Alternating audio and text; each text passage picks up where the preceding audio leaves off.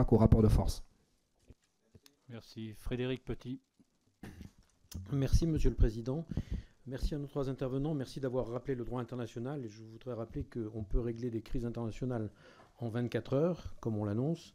C'est difficile de le faire en respectant le droit international. Je voudrais aussi faire une toute petite remarque sur Gaza et rappeler que Gaza, c'est aussi un patrimoine de l'humanité. Ce n'est pas qu'un petit bout de désert comme on l'entend parfois. Ma question s'adresse à M. Khalfa. J'ai lu votre livre. Je suis rapporteur de ce qu'on appelle la diplomatie d'influence, donc ce que j'appelle moi la diplomatie des sociétés civiles. Et votre livre est intéressant parce qu'il marie des gens qui sont des deux côtés, comme on l'a dit tout à l'heure.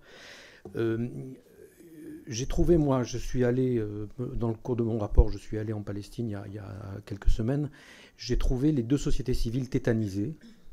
Je voudrais que vous me disiez, on parle d'engagement politique, M. Charbit l'a rappelé, la politique, ça repose sur d'abord des citoyens.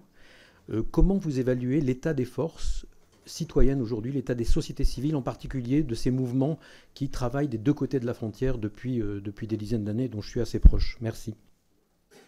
Merci de cette question. Alors, en fait, il y a deux récits qui s'affrontent, côté israélien et palestinien, et chacun vit dans une espèce de bulle cognitive et informationnelle parallèle, ce qui accroît la tragédie israélo-palestinienne. En gros, côté palestinien, le sentiment qu'une deuxième Nakba se déroule sous leurs yeux. Côté israélien, la réactivation du traumatisme de la Shoah.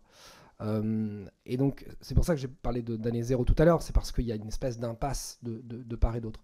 Pour autant, quand on regarde le champ politique, c'est un champ de ruines, il y a là aussi une impasse politique de part et d'autre, mais, et vous avez raison de le souligner, les sociétés civiles, elles, il y a une espèce de mouvement, de dynamique très importante avec des acteurs qui essayent de prendre à bras-le-corps la question de la coexistence.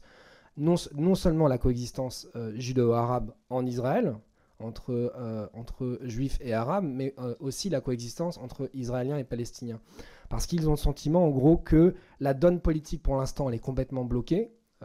Encore une fois, il y a cette impasse stratégique, et qu'il faut enclencher un processus vertueux au sein des deux sociétés pour renforcer le camp de la paix dans les deux camps, parce que sans ce soutien d'un segment significatif de la société civile palestinienne et israélienne, l'ouverture d'un horizon diplomatique est plus que compromis, parce qu'on a fait référence au droit international, mais il faut aussi parallèlement enclencher cette dynamique politique et ne pas raisonner uniquement, j'ai envie de dire de manière très très classique, en termes de rapport de force justement entre les acteurs politiques israéliens et palestiniens, mais aussi essayer de discuter, de valoriser, de donner de la visibilité à ces acteurs des sociétés civiles israéliennes et palestiniennes. Ils existent, il faut les encourager, il faut les renforcer, il faut les accueillir, il faut diffuser autant que faire se peut leurs paroles.